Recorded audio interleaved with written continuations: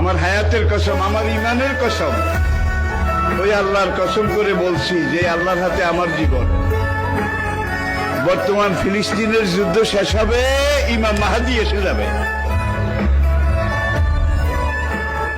ইমাম মাহাদি আসার 9 বছর পরে, ইমাম মাহাদি আসার 9 বছর পরে ঈসা আলাইহিস সালাম আসবেন। আর ইমাম মাহাদি আসার পরে 9 বছর, এটার মধ্যে দাজ্জাল তার আবির্ভাব ঘটবে। এমন সময় আমি আপনাদের সাথে কথা বলছি, হাদিসের ভাষ্য অনুযায়ী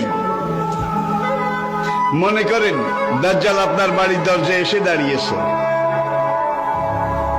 এমন সময় আমি আপনাদের সামনে কথাগুলো বলছি, যেই সময় মনে করেন ইমাম মাহাদি আপনার ঘরের সামনে এসে দুয়ারের কড়া নাড়তেছে।